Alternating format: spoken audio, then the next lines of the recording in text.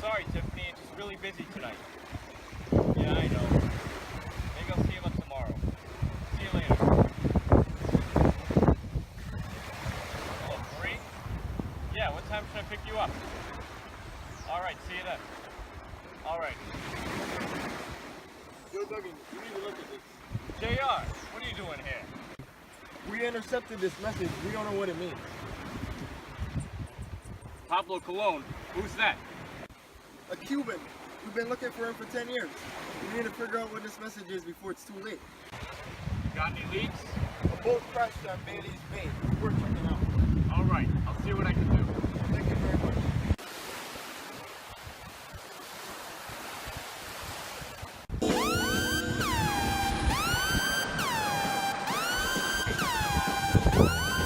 Prepare to die.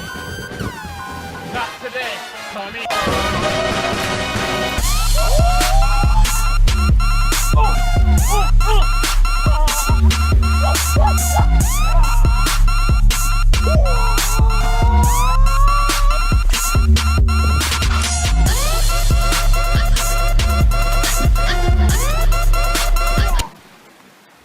You're coming with me, Castro. Who wrote this? Pietro Cunningham. What is it? It's an analysis of Joseph Conrad's Nostromo. What does it all mean? What does he mean by girl? Why should I tell you? It's my way or the die way? Okay, I'll tell you. Joseph Conrad referred to Nostromo as a mural. He said the novel was an intense creative effort on what I suppose will be my largest canvas. Pietro took this and talked about how Conrad paints his novel. So about this novel, who is the narrator? Conrad wanted to make a novel that does not narrate, but rather makes impressions on the brain. He didn't have a narrator to sort out the details for the reader. It's up for the reader to figure that out for himself. What other interesting things does Cunningham say about Nostromo? Conrad uses small details for no reason other than to make his book seem realistic.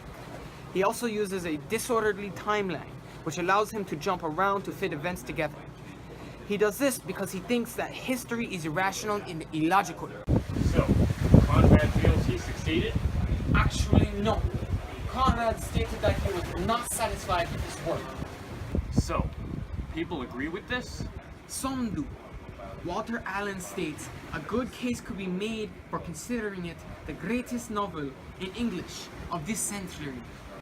What exactly is this guy trying to say? Give me a summary. E.M. Forster once stated about Conrad that what is so elusive about him is that he is always promising to make some general philosophic statement about the universe and then refraining with a gruff disclaimer. This statement is often defended by Conrad's critics. Morton Zabel defined a Conradian philosophy of life as prideful, idealistic, and desiring fame and power. In life, there is critics which will mark the turning point of the character's existence. Then the character will awake to the evil in the universe and in themselves. Robert Penn Warren has the same viewpoint on Conrad, except it downplays the concern over the horrors of an evil world and emphasizes Conrad's preoccupation with moral degradation and nihilism. When one is made aware that the world is different than they had thought, then values and ideals are found to be simply convenient illusions. Warren explains that Conrad's novels have two poles. One pole is that the plunge into evil, while the other is the commitment to simple ideas and emotions. Men have to choose one or the other, unless they lack the imagination to see that there is a choice. Peter Canning then goes on to state that he thinks that the characters in Nostromo do not really exist as at either one pole or the other, but rather they occupy various levels in between. Captain Mitchell most closely approaches the pole of simple ideas and emotions. Charles Gould is one step away from Captain Mitchell in his ideas. He throws himself into the illusion with a zeal that is unquestioned except for the occasional intimation that perhaps his ideal has, for its very strength, become somehow distorted.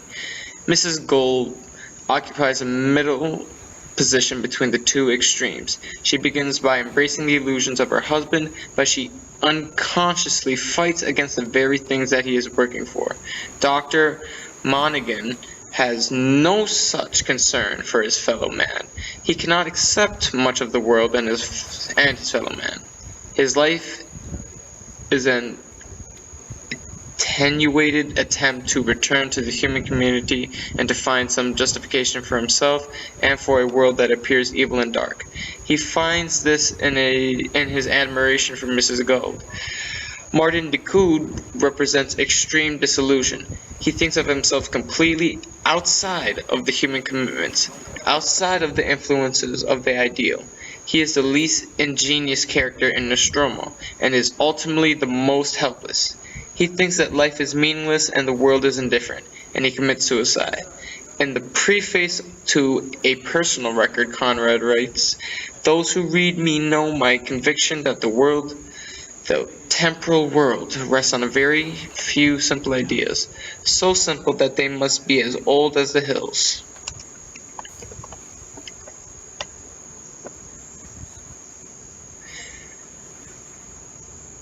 It rests notably, among others, on the idea of fidelity. This idea takes on a special significance in Nostromo. Each character is motivated by their particular brands of fidelity. Captain Mitchell is faithful to his steamship company, while Charles Gould is faithful to the ideal concept of work and at the belief that his mind will one day bring upon peace and security. Nostromo himself is known as Captain Fidanza, the most faithful to the faithful.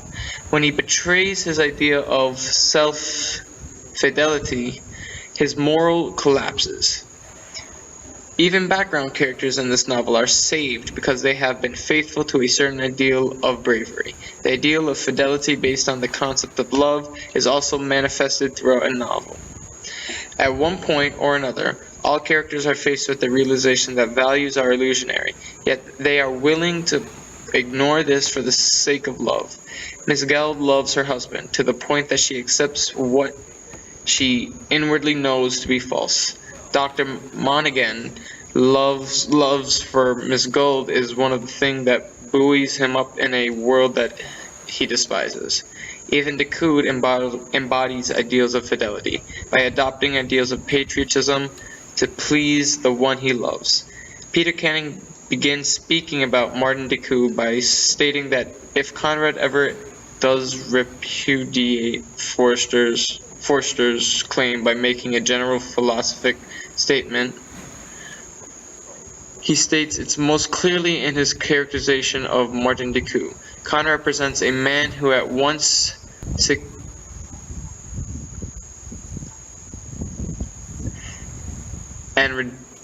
clearly in the characterization of Martin Decode, Conrad presents a man who at once and rejects. Albert Giraud points out that Decode is a dual personality. When he is isolated from the world, he becomes the subject of Conrad's repudiation.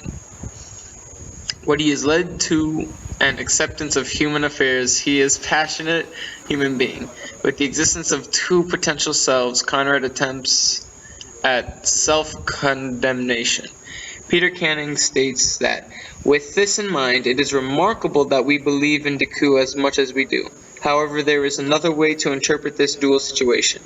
It is possible that this is what Conrad was after in writing this character, the idea that both possibilities can exist continually in the same man.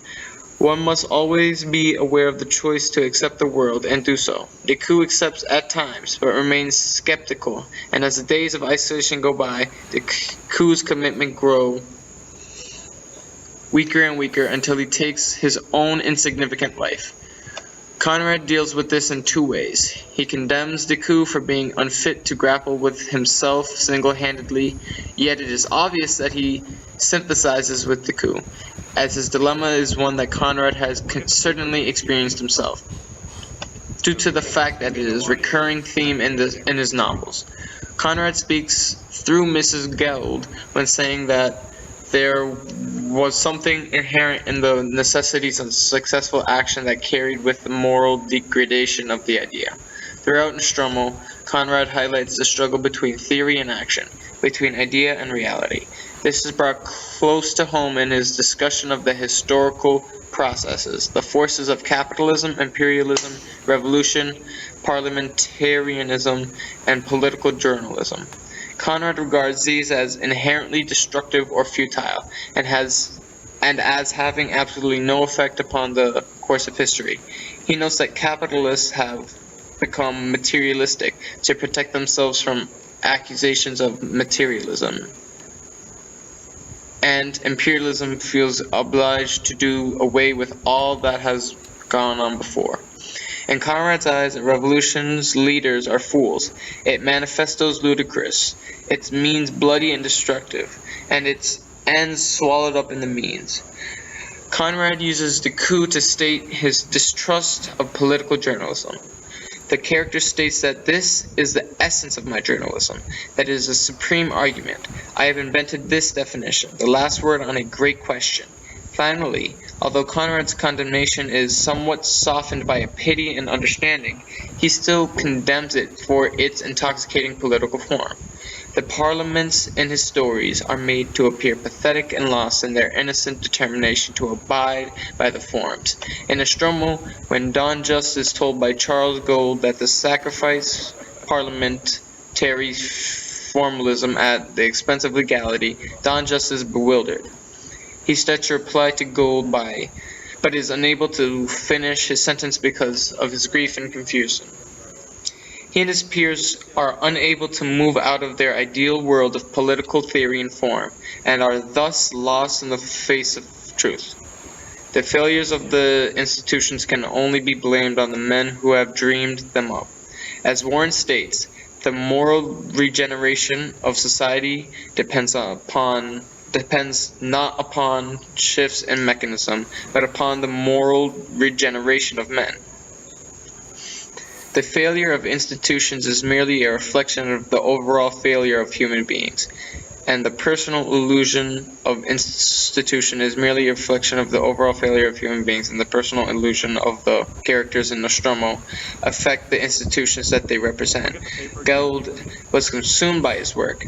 If he has been able to see beyond his ideas, he could ease its oppressive nature. However, he had too much faith in his ideas of imperialism to see beyond them. Holroyd was unable to realize that the capitalistic interests were completely material, and thus was unable to see the truly religious spirit in the worship of wood and tinsel, saints as cherub on by the poor chulos of Celcio. And if Don Just has realized that his parliamentary institutions were merely a set of ideas that only work part of the time, he may have saved himself from distress. By including these innocents in the stories, it is obvious Conrad condemned institutions and people for the same reasons. Both appear ludicrous in the race of the truth. The answer is to get rid of the illusions and come to grips with reality. Dr. Monaghan has undergone his enlightenment and has redeemed by passionate desire. The important thing about Dr. Monaghan is that he is able to bring about the gradual enlightenment of another human being, Mrs. Geld. Decode represents the dangers that must be faced by enlightened individuals. Every man must face periods where he is alone with the immense indifference of a nature that tower around him. And it's obvious that his struggle was a major fact of Conrad's life. This struggle never ended for Conrad, and he realized that in the face of an indifferent universe, every action was absurd. Perhaps this is what provoked Forster's reference to a gruff disclaimer. Canning ends the paper by stating it is certainly philosophic to recognize that life is at best a struggle, and in this recognition one may discover a general statement on the nature of the universe. Thank